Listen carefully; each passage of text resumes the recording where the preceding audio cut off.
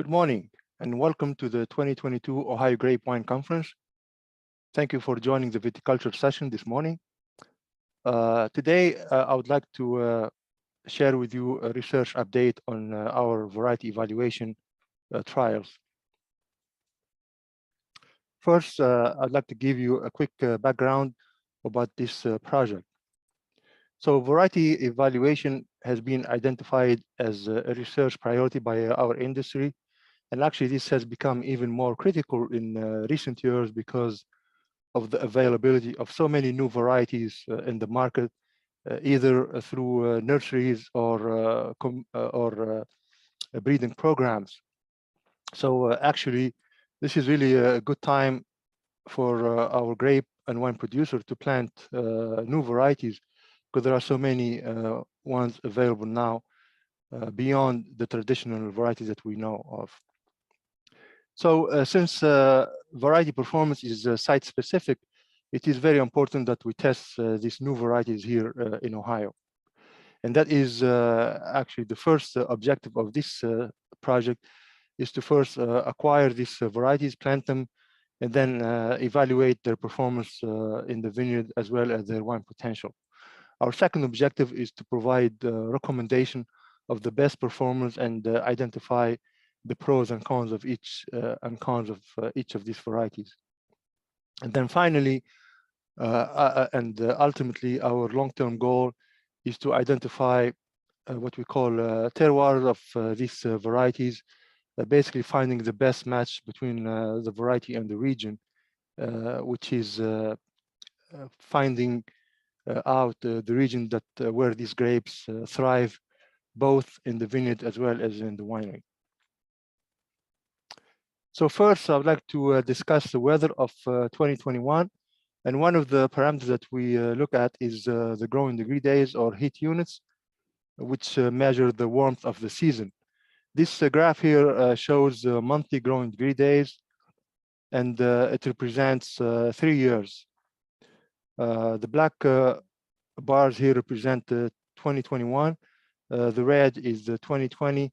And then the gray actually is the 30-year average between 1982 and 2011.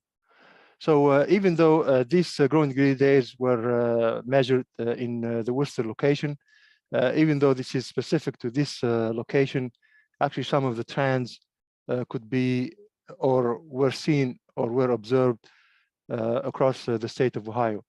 And I'd like to share with you some of this observation. First, we noted early on in the season, during early spring, warmer than normal or more growing degree days. And basically what this resulted in early bud break. Unfortunately, we had the late spring frost late in April, which caused damage in many regions in Ohio, especially in central and southern Ohio. We were fortunate in our research location. We didn't see much damage because we didn't reach killing temperatures from this frost. The other thing that I also like to point out is we also saw more growing degree days or warmer than normal month of June. This month is kind of critical because this is when most of the bloom occurs in the state. And warmer than normal condition means we had likely better fruit set, which results in better crop at the end of the season. Also, at the end of the season, we observed a warmer than normal ripening period during the month of August, September, and October. And again, this warmth indicates that we have ideal condition for ripening of the fruit, especially those that ripen late in the season. This graph represents the total of the growing degree days. So basically, we sum up the growing degree days throughout the growing season. And here represents the total at the end of the season.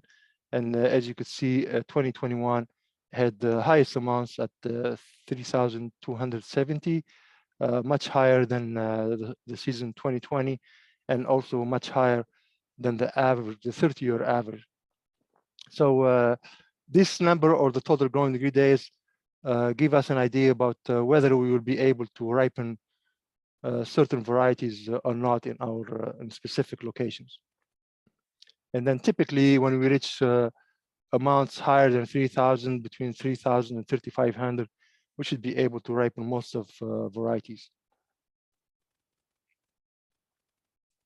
The map here shows the location of the trial here in Worcester in northeast Ohio. And a couple of things I'd like to point out. First is what I call the growing degree days. The older accumulation of growing degree days. 20 years ago, we used to accumulate around 2,700 growing degree days. Now, as shown in 2021, much higher number. So this is again an indication of the climate change and the warming of the growing season as measured by the growing degree days. Second, I'd like to point out when we compare our site to the research vineyard at the Ashtabula Agriculture Research Station. Last year, which is unusual, Kingsville accumulated more growing degree days than Worcester, which is typically not the case. So that means even at the coolest location of the state, we had enough growing degree days to ripen the most or the latest varieties like Cabernet Franc. The second parameter that we also measure is monthly precipitation. And again, we saw some trends, drier early in the spring and summer. And then also we saw the month of June again, bloom time drier than normal. So the combination of warmer and drier month of June resulted in ideal condition for bloom and fruit set, which means better crop at the end of the season. And then during the ripening, again, we saw drier than normal ripening season, which means we had less disease pressure, meaning we had cleaner fruit during harvest. So description of the two blocks. First of all, I'd like to discuss the cold tender variety. Again, this is located in Worcester. Most of the varieties here are Vitis vinifera, and the spacing is 6 by 9, which is typical for a commercial vineyard. Training system, what we call the low bilateral cordon or VSP, and all these vines were spur pruned. These are the names of the 21 varieties that we first established back in 2016. So we had the equal amount of whites and red varieties. So typically with variety evaluation, these are long-term projects. It takes about a minimum of 8 years. The first 4 years, these are what we call establishing years. And then the following 4 years is when we collect data. Sometimes early on during the establishing years, we start to see some varieties that underperform. And in this case, these varieties are highlighted in red. And primarily, the main reason for underperforming has to do with cold hardness. And so these varieties were a little bit too tender for our location. And for those reasons, we removed these varieties and we planted them with new ones. This is an example of these varieties of Vitis vinifera. We try to find a good selection of both what we call cool climate varieties. So hopefully those will be more suitable for northern Ohio. And then also, so a lot of these varieties come from countries like Italy, France, and Germany. And then we also have warm climate varieties. Hopefully these will be suitable for southern Ohio. And these varieties typically are from southern countries in Europe, like Spain, for example, Albarino and Verdejo, and then also even Portugal, like Verdelho. The other block, what we call cold hardy varieties, these are all hybrids. Again, this is in Worcester. Since these are hybrids, we planted them at a wider spacing of 7 foot between the vines. And typically hybrids, they like to grow downward. So we train these as a high bilateral or high cordon training system. And all these varieties were spur prone. In these hybrid blocks, we have subgroups. The first one, what we call the Minnesota variety or selections. Typically, these are numbered selections. Either they have been recently released, like Itasca used to be called Minnesota 1285, or about to be released like the Minnesota 1220, which you guys had the chance to taste yesterday, provided by John Toole from University of Minnesota. And then we have many of these selections, either reds or whites, and with these numbers. The other group, what we call Tom Plucker varieties, again, these are cold hardy varieties. Some of these actually are becoming popular, like Petite Pearl, Crimson Pearl, and Verona. And also we have some numbered selection provided by Tom Plucker, TP1112 and TP2351. In this same hybrid block, also we included recently, the last couple of years, New York selection. These are provided from Cornell University by Dr. Bruce Reich. And we planted 6 varieties, and we had some varieties that started producing last year, only 3 selections produced in 2021. In terms of vineyard management, we apply what we call the best viticulture practices, including balanced pruning and all canopy management practices, including suckering, shoot thinning, shoot positioning, cluster thinning, leaf pulling, and hedging. We follow the same pest management as in commercial vineyards. And then finally, close to harvest, we apply nets to protect from birds. These are our observation in 2021, what I call our usual suspects.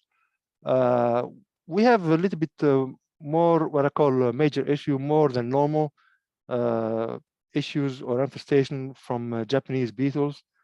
And then also near harvest, we have more than normal presence of yellow jackets and hornets. In terms of what I call minor issues, a little bit of downy mildew at the end of the season. This is actually observed after harvest, and to protect the canopy after harvest, we had to spray for downy mildew to make sure that the vines don't get defoliated. We saw also less than normal sour rot, and then in terms of wildlife, very minimum impact because of our practices of applying nets, as well as these electric fans to protect against raccoon. So one of the first data that we collect, we call phenology, and one of the key stages of development is bud break. So this data represents dates of bud break of all these varieties of Vitis vinifera. So the first observation is all of our bud break occurred much earlier than normal, almost 2 weeks earlier than normal, ranging between mid-April and the end of April. So these varieties actually are ranked from earliest bud break to the latest bud break. So again, you could see some of the what we call early bud breaking varieties like Albarino, Arnais compared to the Chardonnay, which is considered an early variety. And then we have later varieties like Sauvignon Blanc and Touquet, Friulano, and Touriga Brasiliana. The other thing that we collect in terms of phenology is maturity or fruit maturity, as we express by harvest date and the corresponding growing degree days. So this represents varieties from the earliest harvest to the latest. So we begin to pick grapes in the first week of September all the way to mid-October. So a couple of observations. There are a couple of varieties that ripen in the first week of September, like Trousseau and Regent. For us, this is kind of a little bit early. So definitely these varieties will be a concern or a question mark, if they are planted in a more southern latitude, like in central and southern Ohio, because it means they will be ripening in August, which is one of the warmest months. And typically that is not desirable because of the impact on the quality of the fruit and likely on the quality of the wines as well. The remaining of the varieties, they ripen mid-season, which is ideal. And then finally, our latest varieties ripen by mid-October, like Cabernet Franc and Petit Manseng. So we were able to ripen all these varieties in our location. I indicated here as a footnote the killing frost in Worcester, which is the 3rd of November, which means that we still have season after our latest variety being picked.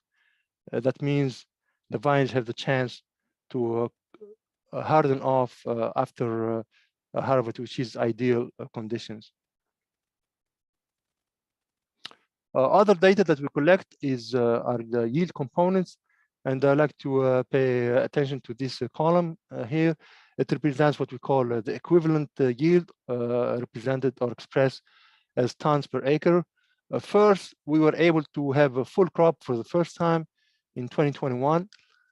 These yields actually are what we call target yields, or we targeted them early on by doing a cluster thinning. For reds, we target 3 to 4 tons to the acre, and with whites, we target 5 to 6 tons. And in most cases, we were able to achieve those yields. The last column, this is bunch rot, and bunch rot includes all kind of rot, mainly sour rot in this case. And as you could see, there are differences between varieties. Some are more resistant, like with zero bunch rot, like Albarino, Chardonnay clone 37, Petit Manseng, and Verdelho. Others, like Sauvignon Blanc here, you could see also differences between the clones. Clone 1 being the worst at 40%, and the clone that we recommend, 27, has manageable or decent bunch rot. And some new varieties actually are very susceptible to bunch rot, like Trousseau, with levels nearly 70%. We also collect data on fruit composition. And in 2021, actually, we had a very nice fruit composition, what we call balanced fruit composition in terms of sugars, pH, and TA. The pH actually were all within the optimum range, and the same thing with the acidity, were all under a 10 or under 10 and considered to be optimum.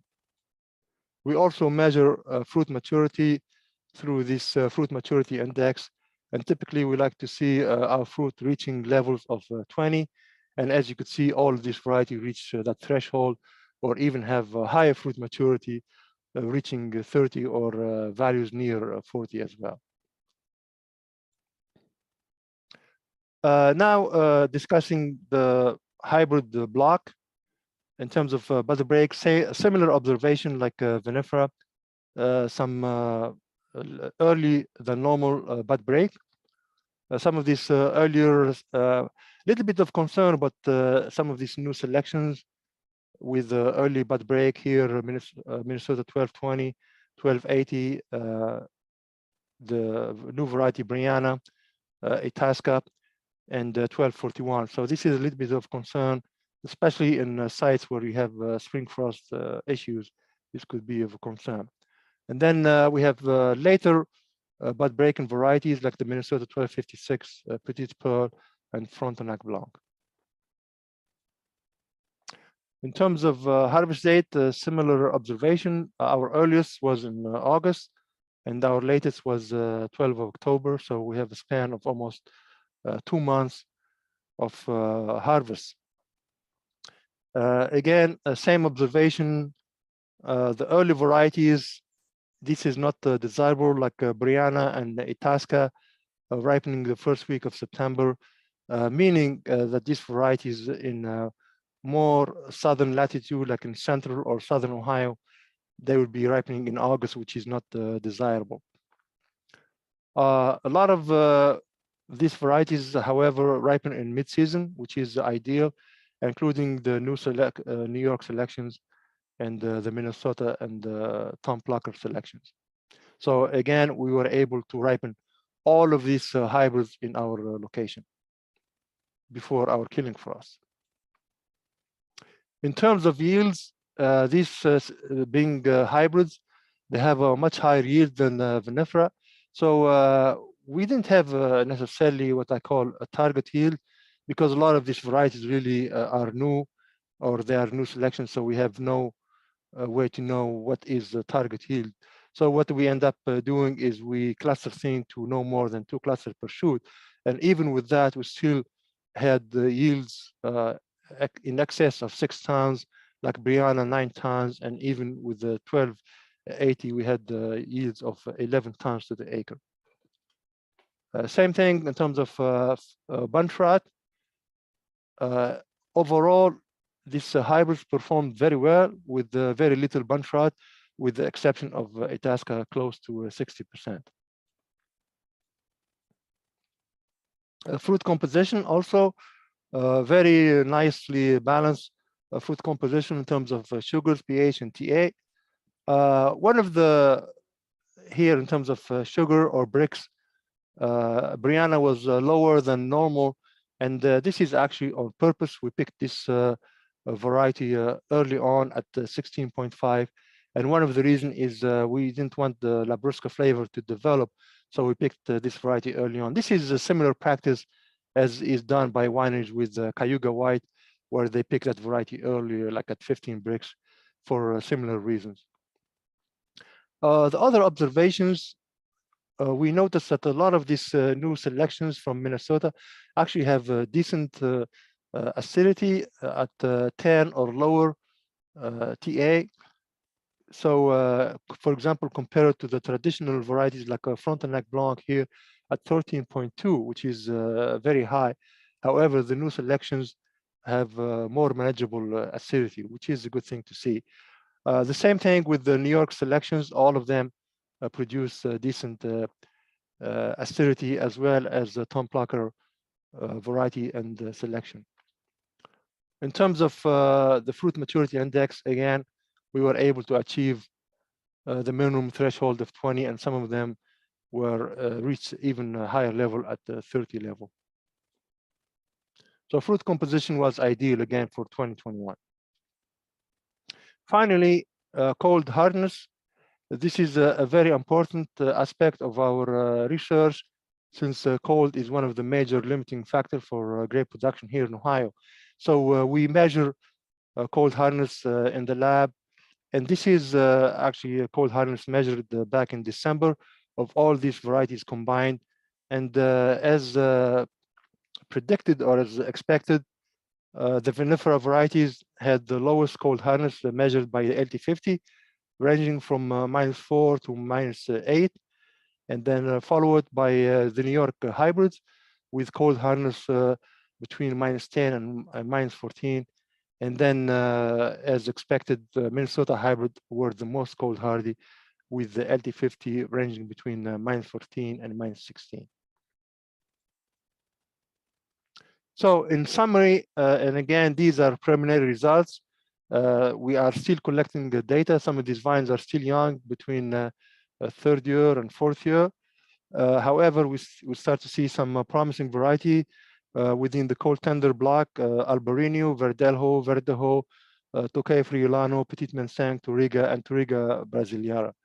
For the cold hardy varieties, again, still too early to tell. We have only 1 year of crop, but some promising new selection: the Minnesota 1220, MN 1241, Crimson Pearl, Petit Pearl, and TP 2351.